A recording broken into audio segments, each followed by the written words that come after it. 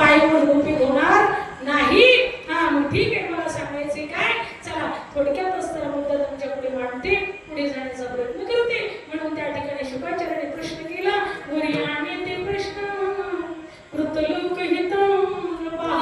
सांगितलं, अरे लगेच प्रश्न विचारायला सुरुवात केली. म्हणे तू मी आत्ताच आलोय, जरा बसून द्यावं, माझं चित्त शांत होऊन द्यावं, जरा असं चालून चालून घामा घेऊन झालेलं. तेव्हाच्या साधू शुकाचार्य काय गाडी येत नव्हते.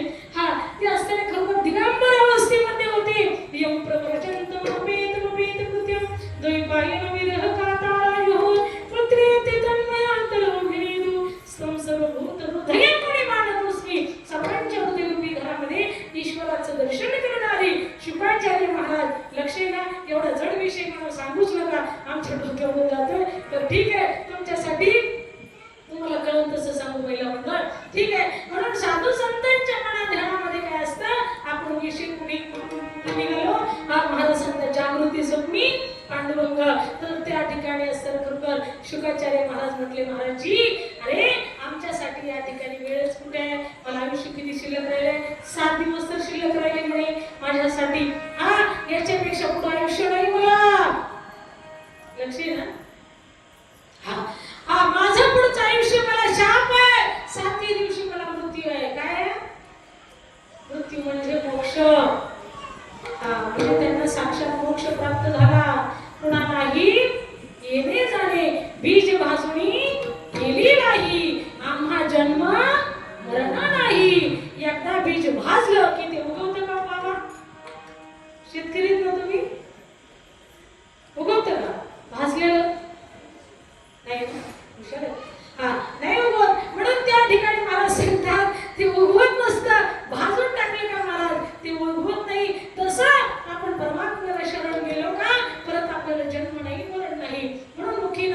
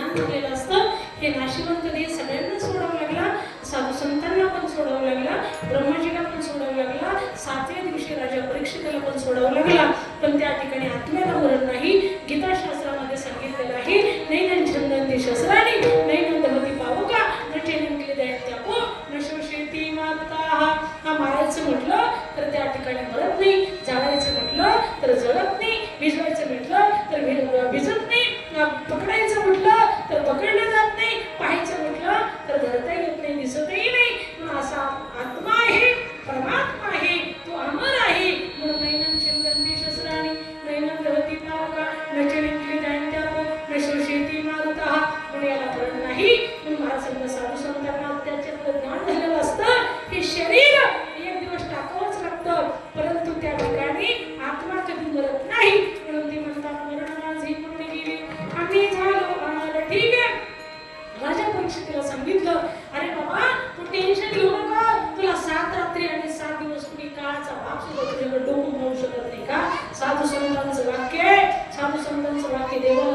शेवट करता येत नाही मुलगा.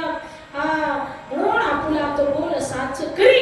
तुका महाराज सांगतात धन्य तुझी कृपा शब्द मनातील आपुला तो बोल साच करी. म्हणून महाराज सांगतात भक्तांचे शब्द खरं करण्याची त्या ठिकाणी म्हणजे जबाबदारी कोणाची आहे तर देवाची आहे बाबा. म्हणून आपला तो बोल साच करी. सांगितलं घेऊ नका 7 रात्री आणि 7 दिवस. पहिल्या दिवशी राजा परीक्षित महाराज मांडी घालून बसला होता. 7व्या दिवशी शुकाचार्य महाराजांनी विचारलं आता भीती वाटते का? सांगितलं आता भीती वाटत नाही. मरण माझे मरून गेले का? आता देहावरती तादात्म्य राहिलं नाही, देहावरती ममत्व राहिलं नाही. आता मला या देहाचे काहीच वाटत नाही. त्या परमात्म्याचे चरित्र परमात्म्याचं गुण ऐकून मी असं देव पाहावयाचे गेलो तिथे देवाचे होऊन गेलो. आता माझी भीती सर्व संपलेली आहे. म्हणून महाराज सांगतात उद्धार करण्यासाठी आयुष्यभराची सुद्धा गरज नाही. राजा परीक्षिताचा 7 दिवसात उद्धार झाला. खटवांगऱ्या राजाचा तासात झाला. 1 तास मुरला. खटवांगऱ्यासी भाग्यदशासी प्राप्त झाली. ठीक आहे. मला सांगायचं आहे की साधू संतांच्या मनात ध्यानात डोळ्यात हृदयात शरीरात रक्तामध्ये परमार्थ भरलेला आहे. विठ्ठल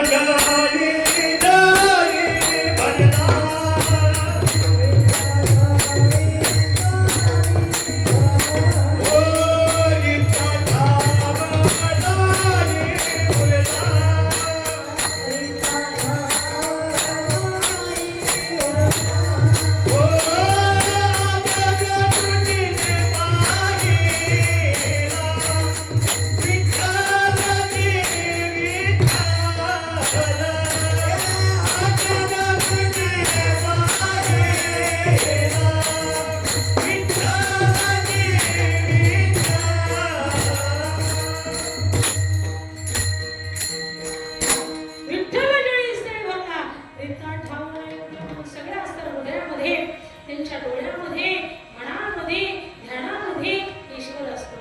अर्जुनाचे केस जय कृष्ण श्री कृष्ण जय कृष्ण श्री कृष्ण. एकनाथ महाराज शांतीब्रह्म एकनाथ महाराज यांनी काशीवरून पाणी आणलं रामेश्वराला घालण्यासाठी.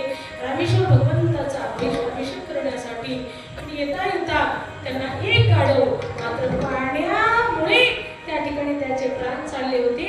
नागबाबाने त्यांना पाणी पाजवलं. म्हणजे का तर त्याच्यात सुद्धा ईश्वर दर्शन त्यांना झालं. म्हणून संतांची वृत्ती अशी आहे मला सांगतात हरीची आरासा हरी दाही दिशा. सर्व ठिकाणी त्यांना ईश्वराचं दर्शन होतं. म्हणून असे साधू संत तुमचं आमचं तसं नाही. मला सांगायचं मुद्दा एवढा एक तरुण पिक्चर बघण्यासाठी गेला. पिक्चर मध्ये तरुणाची असं स्टोरी पाहिली. त्यांचे लग्न पाहिल्याच्या नंतर हा घरी आला. रात्रीच्या 3 वाजता आल्यानंतर त्या ठिकाणी झोपला. झोपल्याच्या नंतर महिला मंडळ झोपला कुठं झोत्यावरती. पूर्वीचे वाडे असायचे आणि वाड्याला काय असायचं पुढून झोतं बांधलेलं असायचं. झोतं बांधलेलं असल्या कारणानं त्याने एवढं प्रेम ती पिक्चरची कहाणी लक्षपूर्वक ऐकली होती. तुम्ही जसं कीर्तन लक्षपूर्वक ऐकतात ना महिला मंडळ तसं त्या ठिकाणी त्याला डुबला.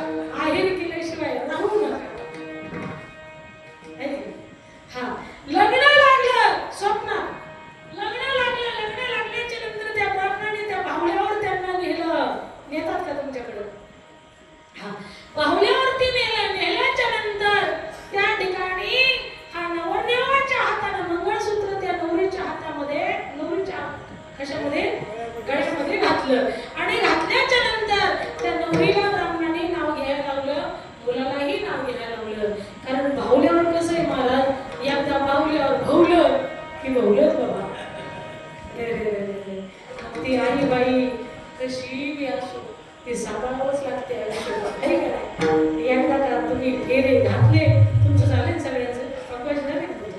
नाही बघायचे का? ठीक आहे, बघू लक्ष देऊ कुठं टेन्शन घेऊ नका.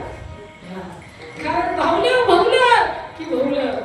हा, मग ती कशी असो, हुशार असली तरी सांभाळा, येडी असली तरी सांभाळा, बावळट असली तरी सांभाळा.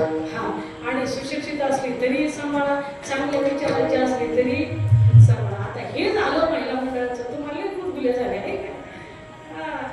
असंच आहे. या पार्टीचं वर्णन केलं की एक पार्टी नाराज, एक पार्टी खुश. हा, पण महिला मंडळ तुमच्या का गळ्यात एकदा मंगळसूत्र घातलं रे घातलं, तुमच्या नशिबाने जो मिळाला तो त्याची कडच लावतात आमच्या महिला मंडळ.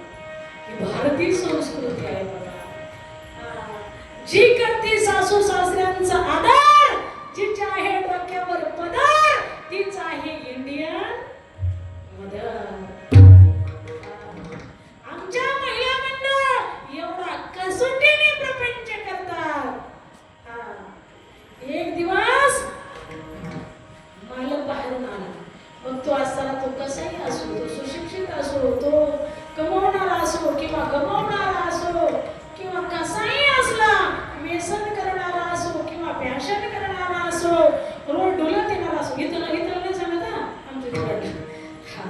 हा, व्यसन करू नका, फॅशन करू नका, पैशाची बचत करा. आणि खरं आमचे संत काही महाराज सांगायचे, अरे उपवासी राहा पण पैसा बेजाने वापरू नका. संत भगवान बाबा सांगायचे, अरे वावराय का पण लेकरं शिका. कारण हे असणारं शिक्षण सुद्धा वाघिणीचं दूध आहे, आणि जो वाघिणीचं दूध पितो तो गुरगुर केल्याशिवाय राहत नाही. शिक्षण सुद्धा महत्वाचं आहे, ज्ञान सुद्धा महत्वाचं आहे, अध्यात्म सुद्धा महत्वाचं आहे. म्हणून त्याच्यासाठी महाराज सांगतात, अरे वावरे का म्हटले बाबा, पण शिक्षण शिका. कारण शिक्षण म्हणजे वाघिणीचं दूध आहे, हे शिकलंच पाहिजे. हा, चला मग त्या ठिकाणी तो नवरा कसाही असो, पेटाड असो, खताड असो, सॉरी हे चाललं नाही बरं का आमच्या तिकडचं म्हणजे. हा, अशा पद्धतीने त्या माऊलीला कट लावावाच लागते. तरी माझी माऊली काय करते, वट पौर्णिमा आली की वडाला येडं घालते. नवऱ्याने विचारलं, पप्पाची मम्मी कुठे निघाली? सांगितलं, हो तुम्हाला कळत नाही का, आज वट पौर्णिमा आहे. अगं वडाला येडं घालून काय करते? अहो तुमच्यासाठीच.